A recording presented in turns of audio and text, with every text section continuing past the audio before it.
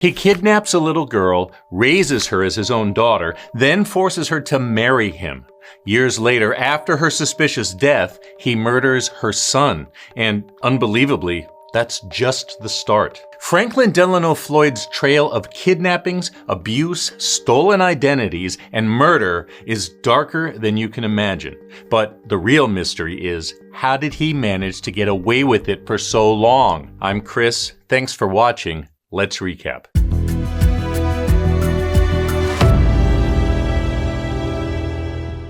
It's March 1995 in Kansas. A mechanic is doing his job wiring trailer lights on an old pickup truck at a body shop.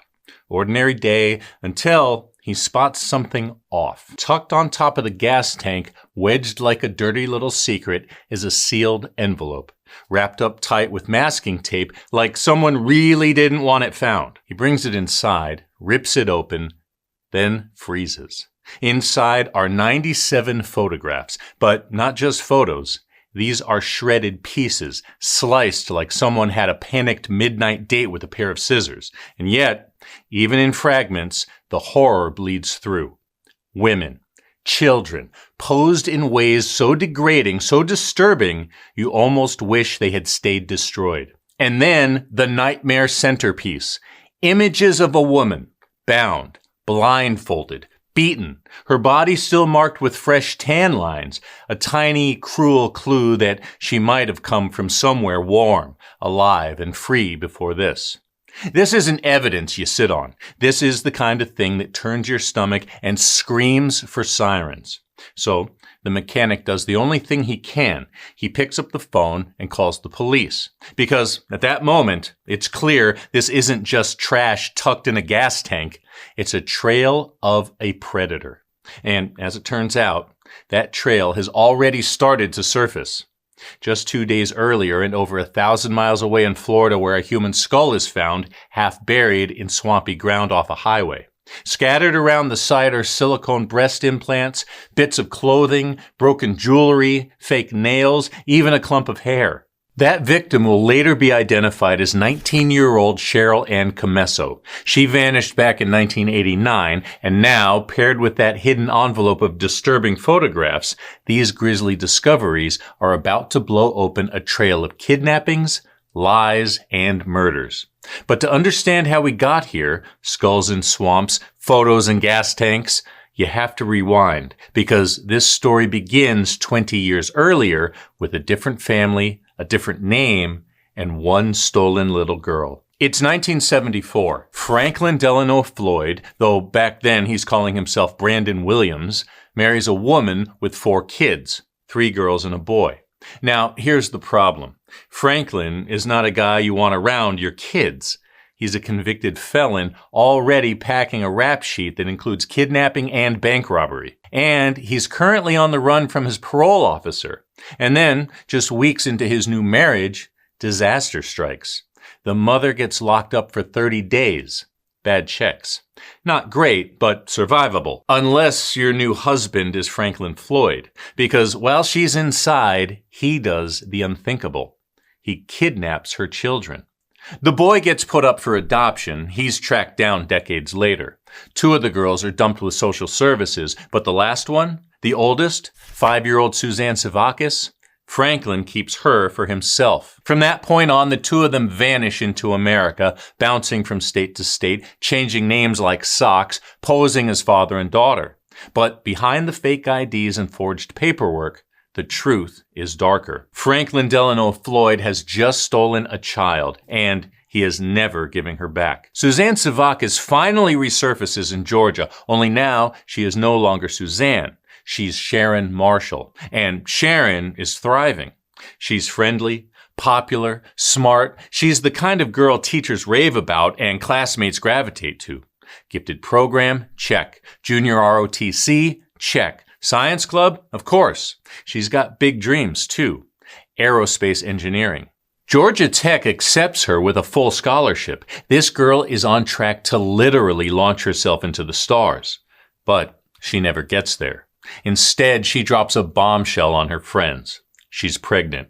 And her so-called father, Warren Marshall, a.k.a. Franklin Floyd, forces her to leave town. No Georgia Tech, no bright future, just another fresh start in another city with another lie and one more stolen chance at the life she actually deserved. From there, she and Floyd, still posing as father and daughter, head south. And what happens next ties Suzanne's stolen life directly to Cheryl Comesso's death. They land in Tampa, Florida. It's April 1988 when Suzanne gives birth to a baby boy. She names him Michael Gregory Marshall, his middle name a tribute to her former boyfriend, the child's real father. Suzanne, still living under the name Sharon Marshall, is now supporting herself, the baby, and Franklin by dancing at Mons Venus, one of Tampa's most notorious strip clubs. That's where she meets 19-year-old dancer Cheryl Ann Commesso. Like everyone else, Cheryl is instantly drawn to Suzanne. She adores her, but she also notices the giant, flashing neon red flags. Franklin drives Suzanne to the club every night, waits outside like a creep until she's finished, and hovers with the obsession of a guard dog. Overprotective? Sure. But here's the kicker. He's also the one pushing Suzanne into sex work for extra cash, going so far as to buy her condoms himself. What kind of a father is this? Suzanne confides in Cheryl. She doesn't tell her everything, but she does say she's terrified of Franklin but can't leave because he's holding on to baby Michael as collateral. If she bolts, she risks losing her son.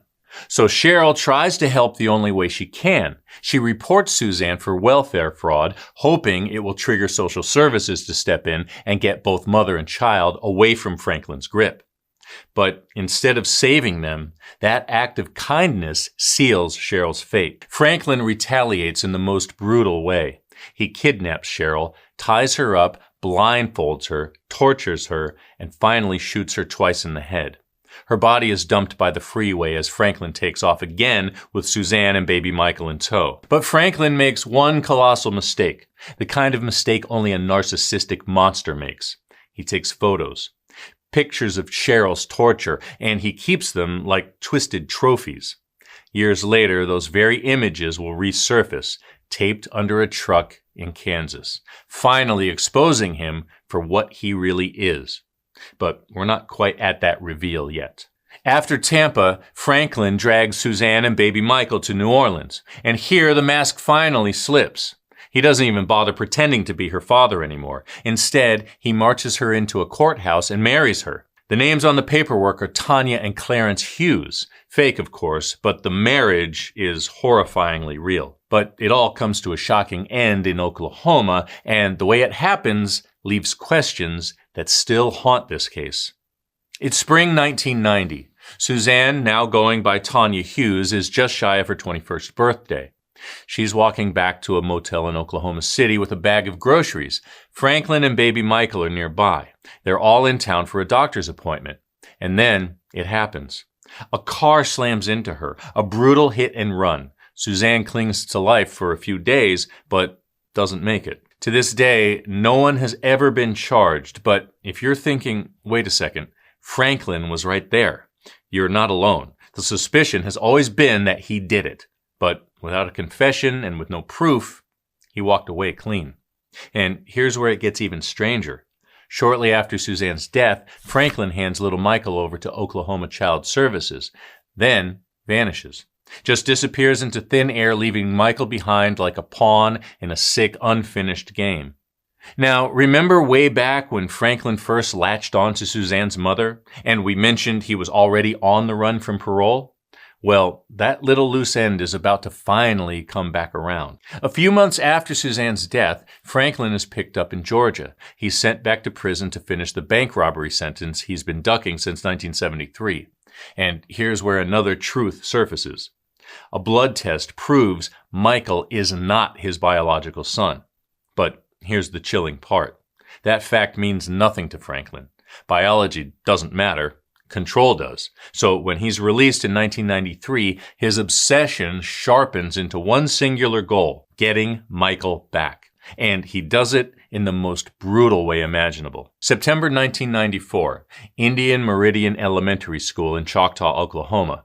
Franklin strolls straight into the building, brazen as ever, and demands that 6-year-old Michael Hughes be pulled out of class. When Michael appears, Franklin pulls a gun.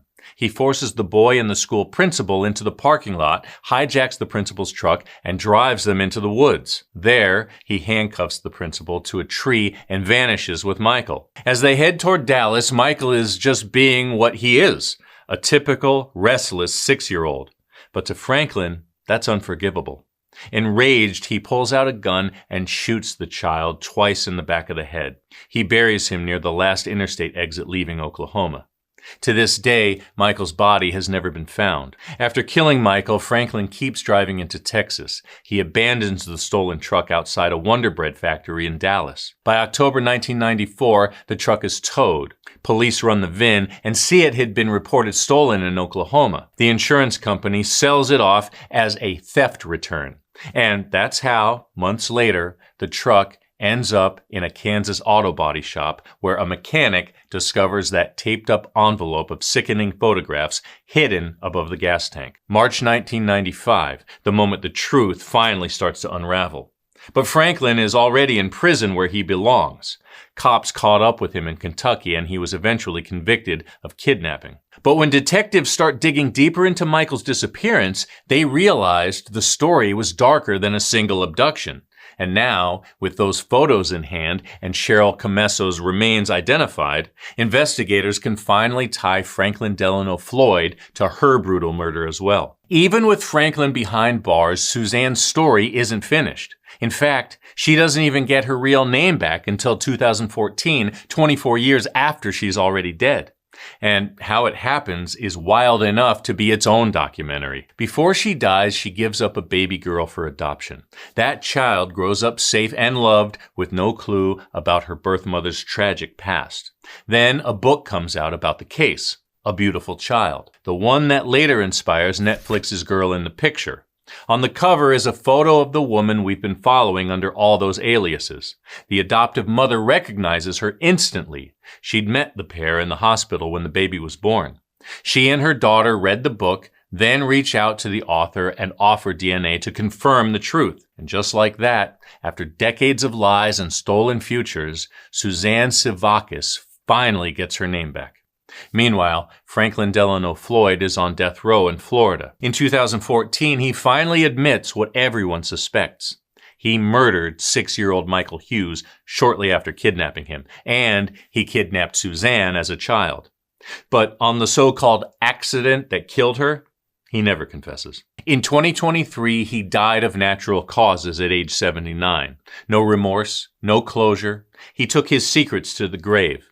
It took 40 years, a stolen truck, a buried skull, a murdered child, and a packet of horrifying photographs for the truth to surface.